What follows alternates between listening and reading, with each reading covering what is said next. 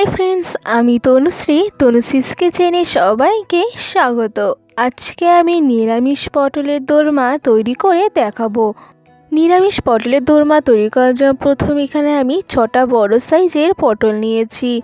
একটা হাতার পিছন দিয়ে পটলের গায়ের খোসাটা এইভাবে ছাড়িয়ে নিচ্ছি। বাকি পটলের গায়ের খোসাগুলো ঠিক একইভাবেই ছাড়িয়ে নেব। সবকটা পটলের গায়ের খোসাগুলো ছাড়ানো হয়ে গেছে। একটা পটল নিচ্ছি, পটলের এক সাইড এইভাবে কেটে নিচ্ছি। একটা ছোট চামচ নিচে চামচ নিয়ে পটলের ভিতরের অংশটা বের করে নিয়ে আসছি। বাকি পটল থেকেও ঠিক একইভাবে ভিতরের অংশটা বের করে নেব।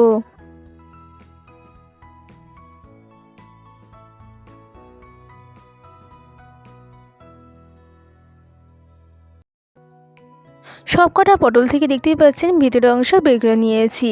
এবার যেই ভিতরের অংশটা আছে এটা পেস্ট করে নিচ্ছি একটা মিক্সি বাটিতে দিয়ে।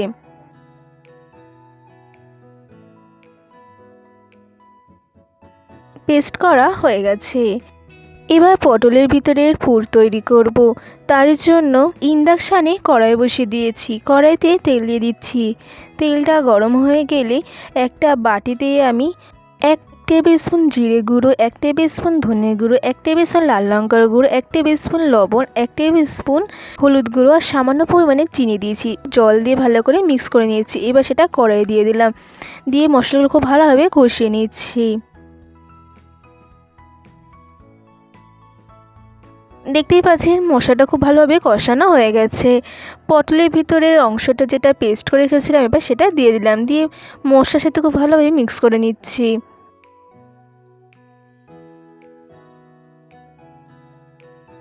এবার এর মধ্যে পনির দিয়ে দিচ্ছি। সব কিছু খুব ভালোভাবে মিক্স করে নিচ্ছি।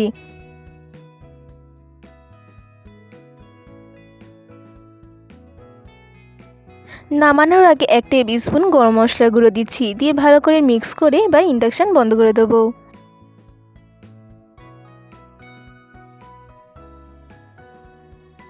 ওই একই কড়াইতে আরও কিছুটা পরিমাণে সাদা তেল দিয়ে দিচ্ছি। তেলটা গরম হয়ে গেলে এবার পটলগুলো দিয়ে দেবো। পটলগুলো হালকা করে ভেজে নিতে হবে।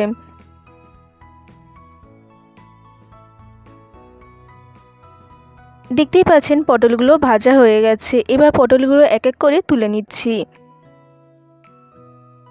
সব কটা পটল বাটিতে তুলে নেওয়া হয়ে গেছে। একটা পটল নিচ্ছি। পটলের মধ্যেই মিশ্রণটা ভালোভাবে দিয়ে দিচ্ছি। মিশ্রণটা দেওয়া হয়ে গেলে পটলের এবার উপরের অংশটা দিয়ে টুথপিক দিয়ে ভালো করে বন্ধ করে দিচ্ছি। বাকি পটলগুলোতেও ঠিক একইভাবেই পুর ভরে নেব। আর একটা পটলের পুর ভরে দেখিয়ে দিচ্ছি।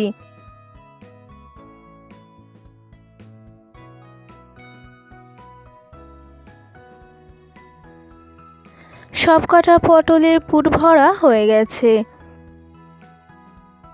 কড়াইতে তেল দিয়ে দিয়েছি। তেলটা গরম হয়ে গেলে দারচিনি, লবঙ্গ, এলাচ আর তেজপাতা দিয়ে দিচ্ছি। 30 সেকেন্ড মতো ভেজে নিচ্ছে দারচিনি, লবঙ্গ আর এলাচটা। একটা বাটিতে জিরে গুঁড়ো, ধনে গুঁড়ো, লাল লঙ্কার গুঁড়ো, হলুদ গুঁড়ো আর লবণ ভালোভাবে জল দিয়ে মিক্স করে নিয়েছিলাম। এবার সেটা তেলের মধ্যে দিয়ে দিলাম। দিয়ে মশলাটা খুব ভালোভাবে কষিয়ে নিচ্ছি। দেখতেই পাচ্ছেন মশলাটা খুব ভালোভাবে কষানো হয়ে গেছে। এবার এর মধ্যে টমেটো পেস্ট দিয়ে দিচ্ছি। দিয়ে টমেটোটা খুব ভালোভাবে মশলার সাথে কষিয়ে নেব যতক্ষণ না টমেটোর কাঁচা গন্ধটা চলে যাচ্ছে। টমেটোর কাঁচা গন্ধটা চলে যাওয়ার পর আমন্ড, কাজু বাদাম আর চালমগজ পেস্ট করে রেখেছিলাম সেটা দিয়ে দিলাম। দিয়ে মশলাটা খুব ভালোভাবে কষিয়ে নিচ্ছি। এবার এর মধ্যে সামান্য পরিমাণে জল দিচ্ছি। দিয়ে নাড়াচাড়া করে এবার এর মধ্যে পটলগুলো দিয়ে দিচ্ছি এক এক করে।